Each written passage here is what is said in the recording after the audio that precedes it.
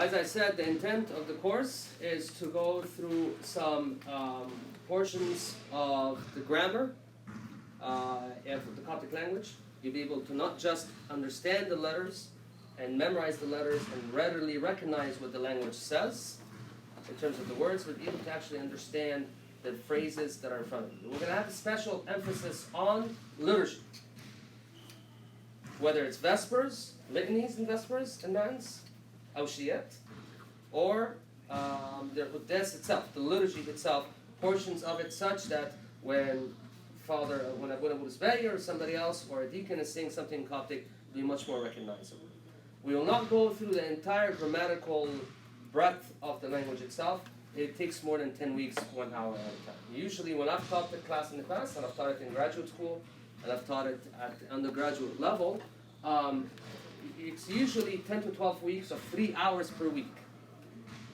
And by the end of the course, students are able to read scripture. They usually start with the Gospel of Mark. And we start reading it from the beginning, and they're able to understand with a dictionary with the words that they don't know. Let's start for the time being. As you can see, you have 5 handouts, as I said, and each of them, one of them has the letters on there. What we'll do today, I'll give you a little bit of background on what the language is. We know what Coptic is, but a little bit of background on how the language came about. And next week, at the beginning of our meeting, I'll have some slides to show you, to give you an idea visually what the language looked like over the centuries. For the time being, Coptic. So Coptic is the latest stage of the Egyptian language that exists. If you're familiar with what are typically or what are casually called hieroglyphics, the language was called Middle Egyptian. And it was one of the earliest stages of the Egyptian language. It was followed in the early centuries, the 1st, 2nd century, with languages called Demotic and Hieratic, which had different scripts. I'll show you that next week. And then eventually, because of the advent of Christianity in Egypt, meaning Christianity entering Egypt by way of Mark the Apostle, by tradition, and then thereafter, the New Testament needed to be translated into a language that the people can read. Why? Those previous stages of the Egyptian language were no longer being read by the majority of the people in Egypt. فكانوا محتاجين لغة يقدروا يقروها عشان يفهموا ويسمعوا الكلمة المسيحية, the English, the Christian message. And so that's how Coptic came about. Coptic is composed of a number of letters that are originally Greek. And in addition to that, there's about 7 or so letters that are specific to Egyptian sounds. For instance, this letter is called Jinja. Now, if I tell you that the letter is called Jinja, what sound do you think the letter makes? Jin. In Greek, we of course have Gamma, which always makes the sound G, the hard G. So that's why there's a difference between the two sounds. There's also Chima. What sound do you think Chima makes? Ch. So for instance, a simple verb in Coptic, this, and this letter looks like the I in English. It is also sounds like the I in English. It's chi. Chi means to take or to receive. Okay, and we see this this verb in the liturgy. I'll point it out a few different times. There's also the letter Hori. What sound do you think the letter Hori makes? It's an H sound. In Greek, there is actually no letter to convey that aspirated H sound. There's a different way that this takes place in Greek, but in Coptic, the Egyptian language, the native Egyptian sound, this was one of them that required a letter, and so we have this. So for instance, this looks just like English, it's pronounced just like English O. This is another O. And this looks like a U, and it's pronounced like a U. So it's ho-u, means day, yom. Okay, I'm just giving you examples really quickly now. So the language developed such that it became the language that was required and developed to translate the New Testament from Greek to Coptic, such that the Christians, such that Egypt can be Christianized over the 2nd, 3rd, and 4th century. They needed to be able to hear the message in a way and read it in a way that they can understand. What happened, however, is that the language never fully developed for several different reasons, such that القرن التاسع, most likely by then the language was no longer spoken in Egypt at all. تماما. For several reasons, including by then the Arab invasion had required that language for government transactions or for any government type business in Islamic times by then has to be conducted in Arabic, not even in Greek. Because before it was Greek and Coptic, and then that forced basically Coptic to start going by the wayside. Among many other reasons why the language died. The language remained, however, as you all know, as part of the liturgical experience of the Coptic Church. فبتستعمل الكنيسة القبطية إلى الآن مع إن طبعا في يوناني كتير. There's a lot of Greek in our liturgical practice. Now, what I would like to do, this is just a brief background. I'll have some visual slides to give you an idea of how the language was developed in terms of manuscripts and how the language was used over the centuries when it was being used and some of the literature that was developed. For instance, the reason Coptic is important in part is because it is very important for biblical studies. الناس اللي عايزين يدرسوا الإنجيل, among the earliest translations of the Bible are into Coptic from Greek. When you want to compare. Likewise, a lot of monastic texts, texts رهبانية, and monastic spirituality was first composed in Coptic. Why? Among the earliest monks, the earliest monastic establishments, settlements were in Egypt. So it was natural for texts to be written in Coptic. I'll show you some of this stuff next week. For the time being, let's start going into some exercises. That way we can start learning some of the letters. What I would recommend is, not to recommend, what I'm asking is by next week to familiarize yourself with the first lesson that you have in your handouts. The first lesson is basically going through the letters, okay? And being able, when you put words together or put letters together, be able to read those letters. So some of the familiar letters that you might be able to see. This looks just like the N in English. This looks like approximately what an M looks like in English. If I were to put this looks like an E maybe. This word, nem. So pronounce it like it looks. Nem means and, wet. Okay. Other familiar letters.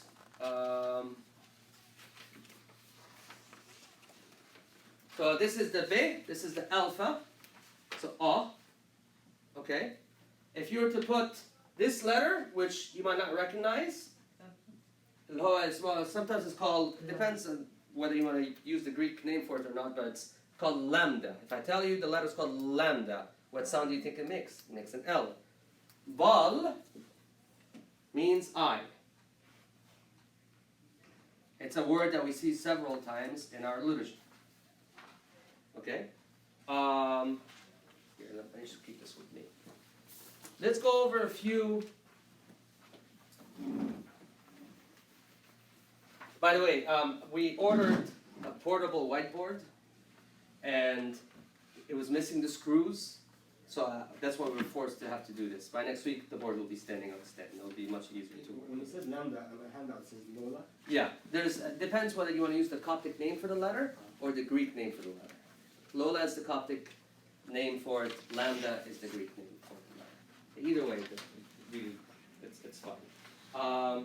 Let's go over a few, for instance. Okay, so Ma, and if I were to put the letter is called upsilon. This letter looks like a V or looks like a U. So let's just, for our sake, we'll pronounce it the way it's commonly pronounced in church now. So this letter is pronounced as a V. So the whole word will be pronounced Mav. Anybody know what Mav means by any chance? Many of you are exactly that. Mother, exactly. Yeah. Okay, if you have, this is the what's called a iota, and this omega letter in Greek and Coptic is pronounced as an O. And this is, it looks like a T, right? Can somebody pronounce this for me? Yot. As opposed to mother, this would be father. This would be father. Okay? Let's go over some other ones, some other letters that are unique to Coptic. The letter She is towards the lower part of your list on the alphabet. And actually, I'll just do this. Sheri. So why Sheri? Because this letter is the letter Ro, which pronounces the sound R. As opposed to mother or father, Sheri is you're all this to your own mothers on this side. Your daughter. You're a daughter. So daughter and son in Coptic are very close in how it's spelled. I'll show you that. I'll show you that's different. So give me a second. So Sheri is daughter. Sheri, if it's pronounced like this, is if it's spelled like this, is son. Okay.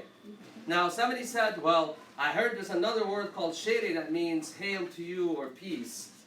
It's even though it's pronounced in the Coptic Church today the same, it's actually spelled differently. So here, with the letter Kai.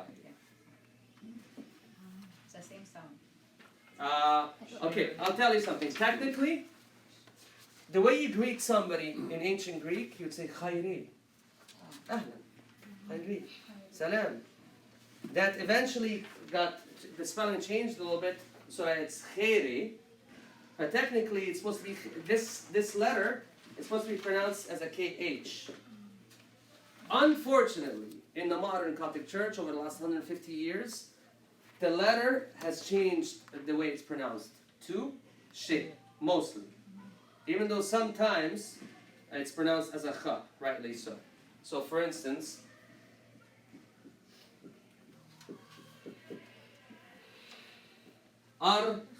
this is usually in our church, is pronounced Arshi, which means chief of somebody, head of somebody. But it's supposed to be Arche.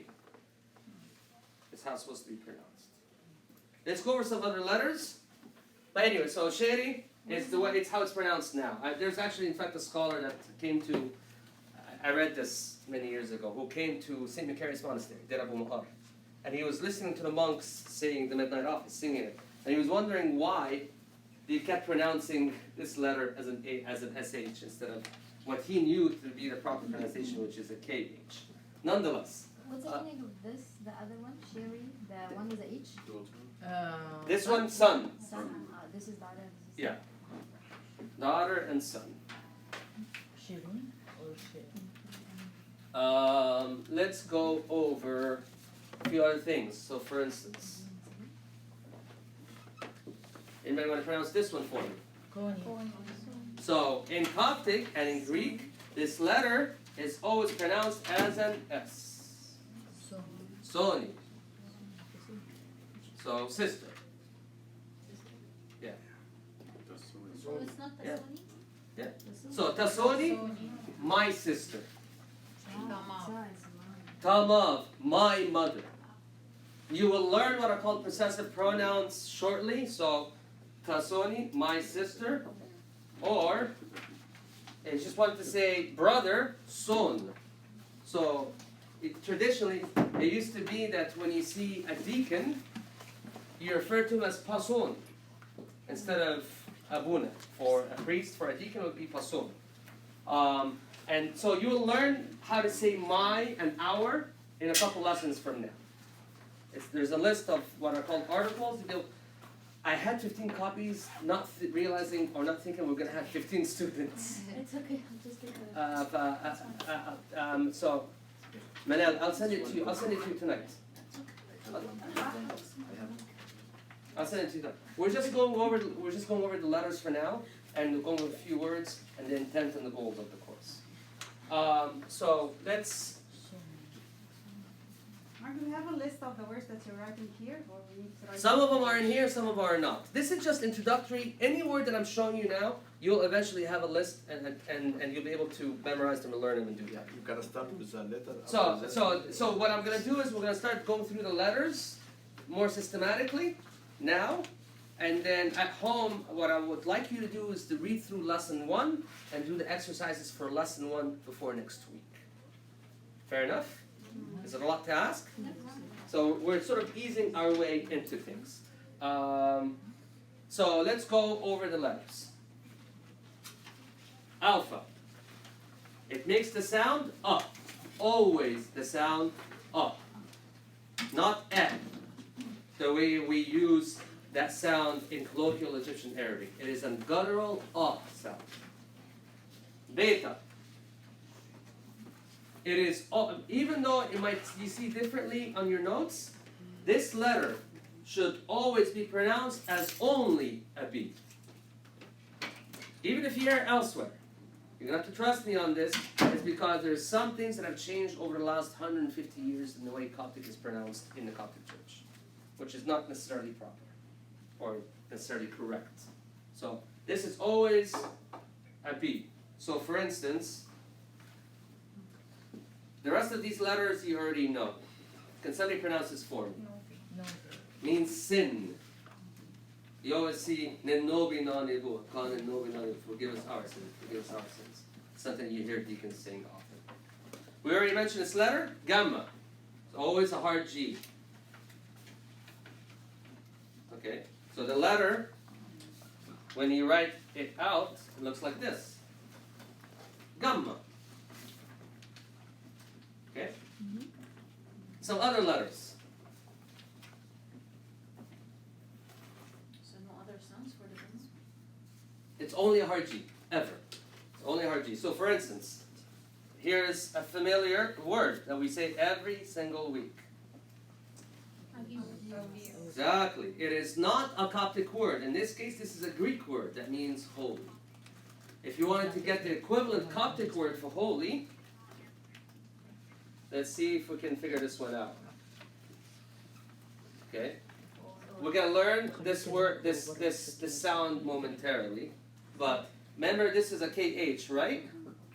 And this is an A, and this is a B. If I told you that this is a double O, pronounce it for me now. Huwab. Oh, ikwab is how we usually pronounce it now. Means you are holy. Okay? Or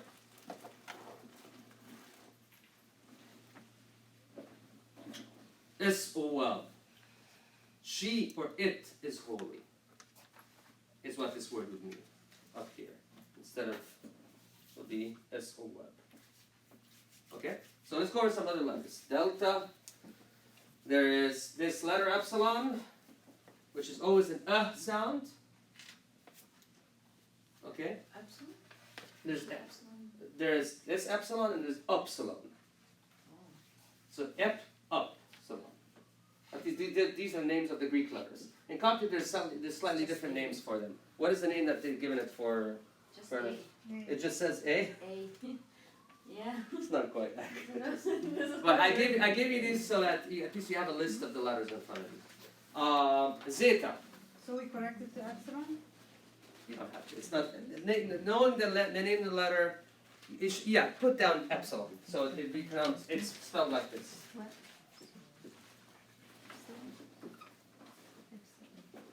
That's for the name for the letter E. Where is it? No, the fifth letter down in the list. No, this one. No, this one. The fifth letter down. Eta. Okay, let's go down the next. I skipped one letter. There's a reason for that. Now, in Coptic, besides the fact that they added to the Greek alphabet a number of letters to reflect unique Egyptian sounds, they also added a letter that the only function for it is for it to be the number 6. That's, yes, Maria? The squiggly one, right? I don't know how to write it very well.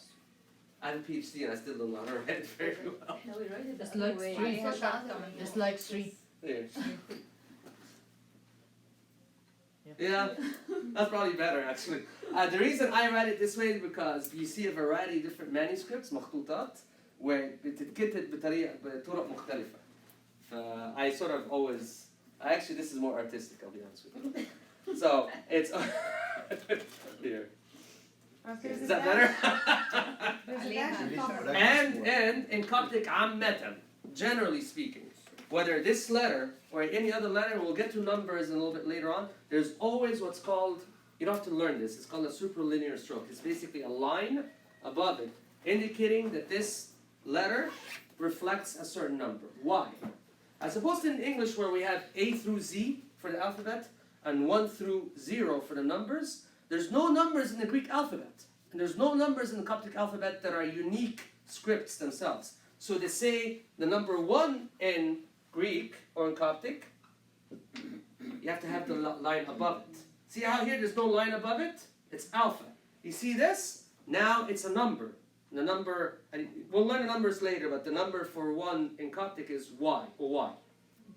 Or the number 2, beta, with a line above it. So now it is Isnaf. So it's the number 2. And so forth and so on.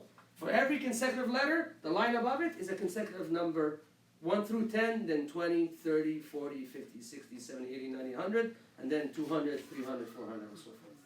That's how numbers in Coptic work. It's in one of the handouts I'll give you in a few weeks. Let's go over some. So we did, so the number 6 in Coptic, I think it's on the list, it's So'u. You see that there, yes? Okay, again, the only function for this letter in Coptic is to reflect the number 6. That's the only reason you'll see it. Okay? Why 6 specifically? You just happened like this? I actually don't know the answer to that. Because it's the 6th letter in the alphabet. Yeah, but it was not in the Greek Okay, alphabet. but now exactly using it only for 6? Yeah, that's the only reason, and it's a unique script or a unique orthography for Coptic. So they could have, they could have gone with a different, the next letter down in the Greek alphabet and used 6, but they didn't. I don't know the answer to that. Maybe it doesn't have a sound.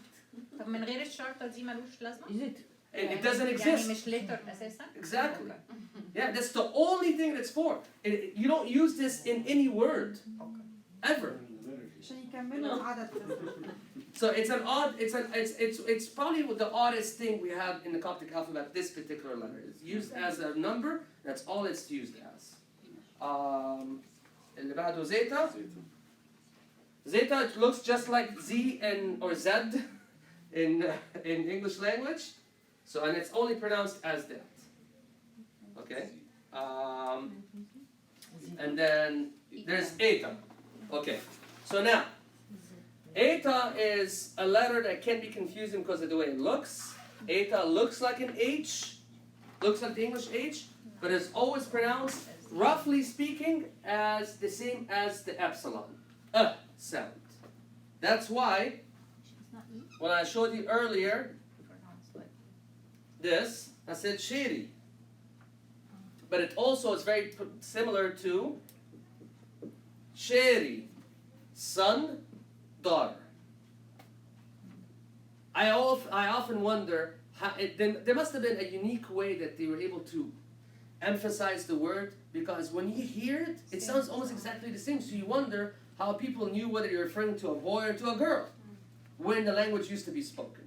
Nowadays in the Coptic Church, because mostly we're reading, you can tell what we're talking about.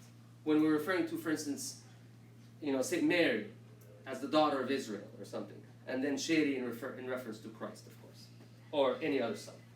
All right, so Eta, we did Eta. We're gonna have the whiteboard next week, the one with the stem.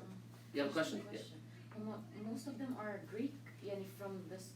Well, the very last ones are the Greek ones. No, so all the letters. I think it's in lesson 1. If you look at the introductory paragraph, I'll actually. If you don't mind, do you have it in you? Yeah, 24. Yeah, so I'll read it and you can read along. That way we'll know what we're talking about.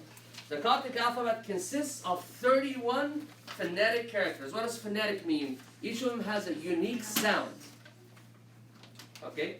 The character, that sound, that letter designates a particular sound. There's no two of them that actually have the same exact sound. And even though I said this letter and this letter do make similar sounds, it's not exactly the same sound. And if I were to emphasize, we're not going to emphasize that in this course, but in fact, this tends to be a different kind of sound than this a little bit. But it's almost the same.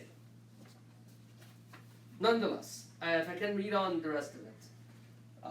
Sorry. A special numerical character. We just went over that. So'u for the number 6. And a vowel point. I'll get to that momentarily. The first 24 characters to answer Manel's question, plus the special numerical character, come from the Greek alphabet. Okay? The last 7 characters are what are called, so Demotic, I mentioned to you Demotic. Demotic was a stage of the Egyptian language that eventually was used exclusively and only in pagan temples. Okay, it was not even spoken, really. Modified to match the script of the first 24 characters. Man, what do we mean by that? These are letters that did not exist in Greek. The sound existed in Egyptian languages. All right, and so they basically rewrote the characters in a way to look like the rest of the Greek alphabet. Pronunciation rules vary for some characters depending on whether they occur in words of Egyptian or Greek origin. To some extent, that is true, but it's also in part because the language itself, what happened was basically this. There was a revival in the Coptic Church about 150 years ago to try to promote the learning of Coptic. And at that time when it took place, so far as I understand it, in reviving the Coptic language, they depended on modern Greek pronunciation to try to promote Coptic within the Coptic Church. We're talking in the mid-1800s. And this is where the language, the Coptic language itself, the pronunciation of it, it changed during that period of time from the original pronunciation that it had. All right, next letters. And Mark, wasn't there like 2 types of Coptic, whether it's in the north or in the south? Oh, okay. Let's talk about that for a minute. So, as part of my studies, I did work in several dialects of Coptic, lahgat. The one that the Coptic Church uses is called Boheric, Beheri, that it was typically associated with the Nile Delta. However, the most important dialect of all, as far as Coptic literature, as far as Coptic scripture, as far as Coptic academic work, is actually a dialect called Sahiric, Saidi. It is the dialect in which most Coptic literature was written. And it was the most popular to be used until the 2nd millennium, until probably the 12th, 13th century, in that range. And some of the most important Coptic authors wrote in Sahiric. There are many other dialects actually as well. None of them are used, of course, anymore. Fayyumic, Akhmimic, and so forth and so on. Okay? And when you study Coptic at an academic level, you actually study different dialects because they all have differences. And there are writings in each of these dialects that have not been translated into another dialect. Okay? The dialect, the only one we have to worry about is Boheric. And that's the one we're going to learn here. Pronunciation changes from one to the other. So for instance, I'll give you an example. Just off the top of my head. If I told you that this, actually we went over this. What's this letter? Jinja. You can pronounce the rest of this word because you recognize the rest of the letters. Junt. Junt means anger in Coptic. As a matter of fact, we hear it every single matins and vespers. Oli impek junt ibul harun. Lift up your anger away from us. Erfa ghadabak anna. Okay? This is in Boheric. In Sahiric, you don't need to know this. I'm just going to give you a quick example. The letter changes a little bit. So instead of junt becomes, what's this letter? We went over this at the beginning of our class. Chima. Chima. My handwriting is bad. I'm sorry. Chont. It's the same word. Just like, for instance, if you look at Shakespearean English versus modern English, there's differences in the way things were spelled. If you even just look at American English over the last 2 centuries, there's differences in spelling. Anyway, let's go over some other letters. Nabeen, what's the next letter? Theta? Theta. As Egyptians, sometimes we're lazy about pronouncing THs. This letter is always a TH. It's always a TH. Okay? Very common word that we see, and every other letter here you recognize. Theotokos, the birth giver of God. Of course, referring to Saint Mary. But this letter, theta. Okay? Next letter. Iota. So we already went over iota. Iota looks like an I without the dot. It is always pronounced as an E sound. E, E, E. Unless there's another vowel that comes after it. So for instance, instead of E, if you have an O that comes after it, now it's pronounced as a yo. Or, instead of an O, there's an alpha that comes after it. Now it's pronounced as a ya. Okay? So for instance, I heard that. Yorem. Sorry, Chris. Okay? Without shame, I think. So this word sort of means without, like shame. I'll confirm that actually. I might be wrong about what that word means. Iota, and after that, kappa. Okay. Kappa you already know, I think. Kappa looks like a K. Lambda, or Lola, we already went over this one. Looks like this. So it looks like a jinja. Actually, it doesn't look like a jinja. It looks like a delta, except with missing its bottom. Lola is always an L, or lambda is always an L. Okay? The M and the N, you can pretty much write them to look exactly like English, depending how fancy you want to be with your handwriting. I'm used to writing it in like Sahiric, like this, and then like this. Okay? No. Born and raised here.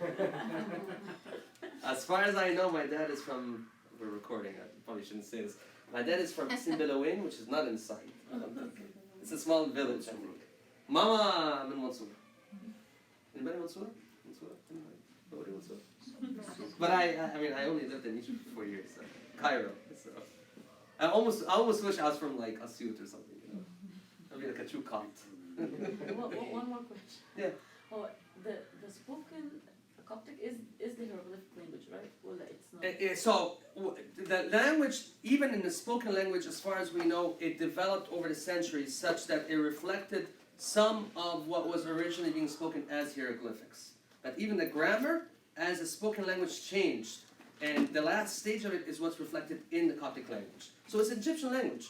It's Egyptian language that changed slightly over several stages. From ancient Egyptian times, so before Christ, into the 1st century is during Christianity. And when some came to Egypt, they were speaking Coptic or hieroglyphic or In Alexandria, they were speaking Greek. Greek. Oh, yeah. The reason, so Alexandria, when Mark was preaching in Alexandria, there's no doubt that he was speaking to Greeks. And he's speaking in Greek. The reason that what prompted Coptic to be developed as such is the need now to spread Christianity outside of Alexandria into the Egyptian countryside, where in most areas there was only Coptic being spoken, not Greek. And at that time, there was no longer an Egyptian language that was being written, because the previous stages of the language were not understood anymore in written form. So they had to basically invent a way to write the language that was being spoken at the time.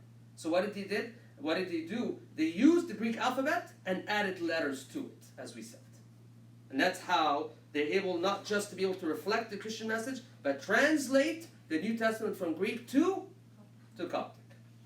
That's how that's why there wasn't the language at the time. We're talking 2nd century, so about roughly 100 years after St. Mark came to Alexandria. At that time, there wasn't an actual way to write down something in Coptic. They had to develop the language. Not by the time it was not used anymore. There was two other languages, two other stages of the language that were being used by then. I told the rest of them that I'm gonna have some slides I'll show you next week to see what the development of the script. I wish I would have done it today to see what the language looked like stage by stage. You can see the language changing from hieroglyphics. All of a sudden, it's smaller letters, smaller figures. And then something that looks a little bit more like scribble, and then all of a sudden now you have Coptic, which looks like Greek letters. So they use the Greek alphabet to reflect Egyptian sounds. So imagine if you're writing Arabic letters to reflect English sounds, or vice versa. That's essentially what happened, because they needed some sort of way of writing the language, and that's what they did, and that's what took place in Egypt. And then, for a variety of reasons, I was saying the language, in my view, did not actually fully develop. It's not as fully developed as Greek, for instance, or as other modern or ancient languages. Syriac is much more developed as a language. Why? Because once Coptic developed, it got stunted with the coming of the Islamic invasion and then the dying off of the language over a couple of centuries. So it never really had a chance to grow. Xe and O. So Xe is a pretty cool Greek letter. It reflects two sounds. The KS sound. Next to last letter on the left side of that page of the list. Looks like zeta. Almost. Double zeta. Yeah, it looks like a double Z. zeta on top Yeah. of each other. I write it really badly. See, this is the way I write. عرفت اللخبطة دي بقى. Like right for you. And then O, Omicron. Very simple O sound, yes? Mhm. And then there is, we're all old enough in here, usually the kids that sometimes we teach haven't taken this in math yet. The next letter is pi. Everybody has taken pi. 3.14. 22 over 3. Yeah. See 3.4. I want to hear how many numbers do you know. You just know 3.14 and that's it? You can't repeat? 3.1415. That's it? Yeah. There's a kid who I think had like a couple hundred numbers. So pi, it's always pi. It's always a P sound. Okay? The next letter, rho, sima taf. Okay. So it's pi, not p. No, it makes the P sound. The letter's called pi, but it always makes the P sound. Always makes the P sound. The next letter looks like a P in English, but it always makes the R sound, and only the R sound. Okay? Next letter, sima. We already went over this. Makes the S sound, and always only the S sound. Okay? Tav, the T sound, always makes the T sound. Okay? Sometimes in Coptic, in a few cases, depending, I think this is because of one dialect affecting another, sometimes you'll see the T and the delta being switched back and forth. Why? Because Egyptians, ancient Egyptians, sometimes the way they pronounce the T would make it sound like it's the delta. So sometimes you see the miyana spelled with a T instead of a D, believe it or not. In some manuscripts you see that. But nonetheless, a T is a T. Okay? Epsilon, where you went over this. So the epsilon is this letter right here. This letter has a variety of different uses. By itself, will have a similar sound to these two. اللي هو sound كده. Okay? But if you put, for instance, an O in front of it, هتبقى U, like moose. Like a double O. Okay? If you put an alpha in front of it, it'll be of. Or, and a lot of people, disappointedly, they don't know actually how to write our Pope's name in Coptic right now. This is how you write his name in Coptic.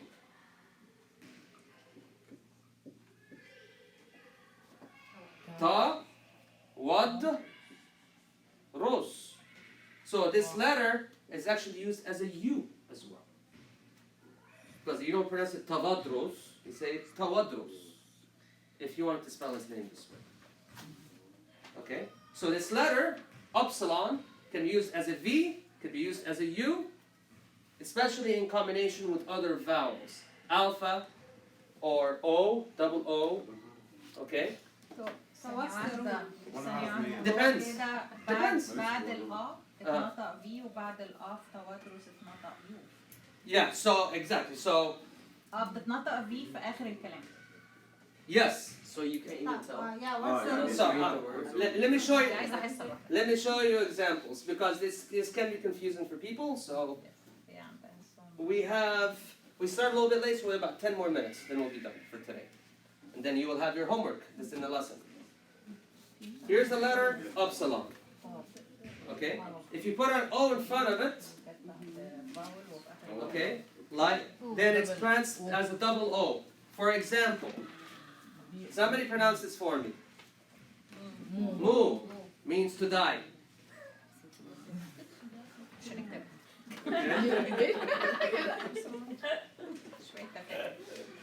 Okay. اسمه او يعني حاجة أحلى. Fine, fine. Niveen, تفضل. اسمه او. Ismu. Ismu means to bless or to praise. Of course, she's the positive one, I'm the negative one. Okay. Like this, of, as in, mother. Or, to see. Okay. Or, to eat.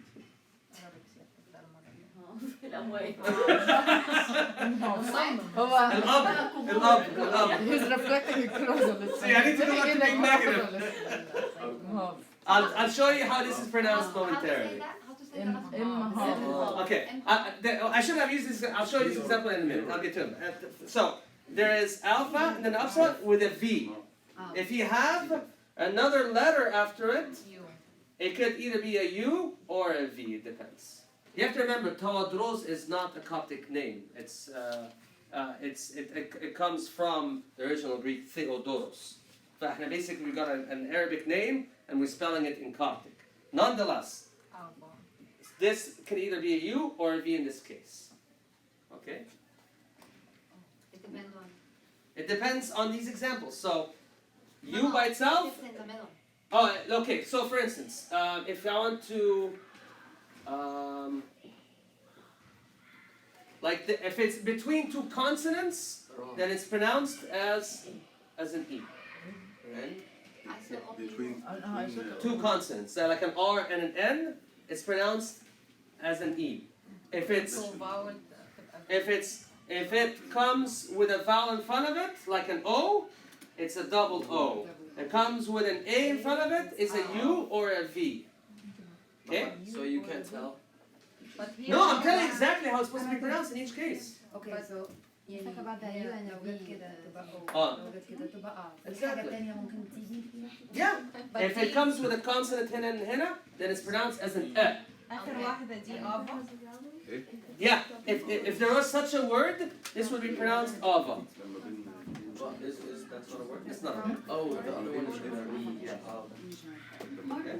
This is the epsilon, right? Upsilon on the right side. And then on the left side there was the E, and you said it's an epsilon as well.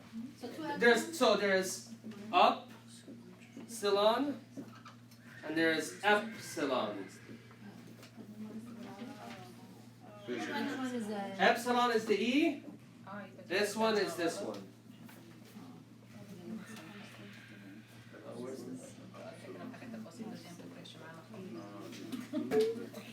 So when it's the end of the word, it's always the end of the word is always V. Yes. If you have upsilon at the end of the word, it's going to be pronounced as a V. Like mouth, mother. Okay? هو اللي أنا كنت عارفاه إن هي لما تيجي في الآخر الكلام قبلها باول على طول بتتنطق في. Yeah. If it's at the end of the word, it's pronounced as a V. يو دي أول مرة أشوفها. مش على Between two vowels. It's actually this is one of the things that changed. maybe not common. لا No, it's because the pronunciation changed. ما خدتش Yeah, it shows انا here that كده this is وكده. the epsilon. but And Between two vowels. this is, you said that this is the upsilon. Yeah, there's a few things in this list that need to be corrected. So the one on the right is called upsilon. You can correct that. which Okay. one? The one on the right. This one? Oh, this upsilon. No, Yeah. this is With الشمال epsilon. Trust me on this one. It's the names of the Greek letters. Okay, the right side this is the and this one is epsilon. oh. All right. Let's go over now. So now we're done. Actually, we have one more letter. It's Greek, right? When it's between two vowels, what do we pronounce it? So, for instance, Y You or or B. W? You or طب B. ايه هو الحروف pronounce this for me. Oval. Uwa What? means one. So that's a W. Yeah. Well, It's a U. Actually- it's a U. so okay. Let me explain it to you. Give me a minute. Give me a minute. Here's the upsilon. Pronounce this for me. Oh. Ooh. Remember, it's a double O. Ooh. Uwa. Uwa. It joins it together. So, ادي كده. Uwa. So what if the A was a constant? Any constant. For instance, So it would have it'd be nu. noob. Nu. Anybody know what noob means? Gold. Gold. See, something positive. Amy. That's very positive. Very precious. كده تتنطق دبل او. Ah, because there's a consonant after it. But if there is a vowel Two after it, vowels, between two vowels, then yeah. If it's between two consonants, it'll be a double O. Is that what you're asking? What if it was It, between it two needs to consonants? listen by itself, yeah. Hold on, one at a time, one at a It time. needs to listen by itself and So- many samples we go over it. Okay. I will send you a list of many words that use upsilon with how they're pronounced by WhatsApp as a link. That way you'll be able to do some practice at home. Okay. I want to go over the rest of the letters really quickly. The last one that's a Greek is omega. Oh. It looks like a W. It's always pronounced as a long O. احنا سيبنا شوية. ده احنا فيه T. But that's the Egyptian letters. The left omega out. no this one Is omega at the bottom? Yeah, we are feet. Yeah, I know you're here. Omega's right here. كيو كيو. Is omega at the bottom? It's O. It's pronounced O. It's right here. Oh, I don't see it. Oh, it's right It's there. right there, yeah. Oh, okay. I'm sorry. It's not. I skipped ahead. All right. There's phi and Phi, فا Greek letter, F sound. So this one, these letters, you simply have to memorize what it does. Recognize it, then memorize what it does. Okay? Like we already went over the next letter, Chai, which mostly is supposed to be KH. Like there's many examples where in the modern Coptic church we pronounce it as a sheh sound, as in sheh, of course, even though this is actually supposed to be pronounced khair. Or for instance,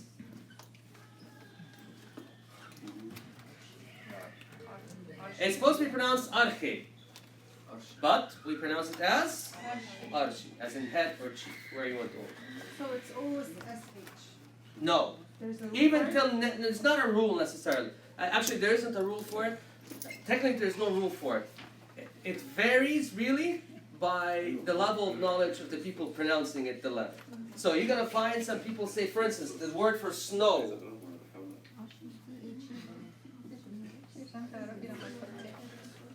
Rehan, pronounce this for me. I know it. I know you do. I know. Pronounce this first. Shion. Shion. Okay. Most deacons will pronounce it shion, means snow. Snow? Means snow. في التسبيح. Imagine, there's actually snow in Egypt. They actually had a word for snow. However, There's also, some will pronounce it as chiyon, Which is the proper way. which is the proper way to say it. Which is no as well. Yeah, it's the same exact word. Just whether you want to pronounce it correctly. That is a You good go question. with how you go. That is a good question. You have a point there. Next letter. It's C. See, this one I actually write nice. Yeah. Yeah. This is a PS sound. And only a PS sound. The most common one you might be familiar with. Or wait, isn't there like a saltillo? Yeah, saltillo. Or Song? Wait, no.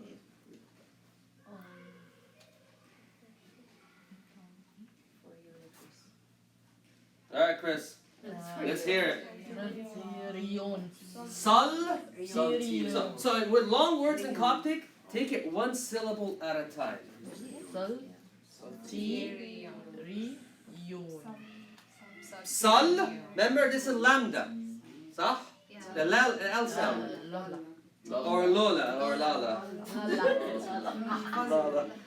Remember, we said this letter that looks like an H is pronounced as a sound. Yeah. R. Salterion. Salterion. I pronounce it E. H. هنا? It is. Yeah, that's how it's mostly pronounced. It's supposed to be هو اليوتا. It's supposed to be E.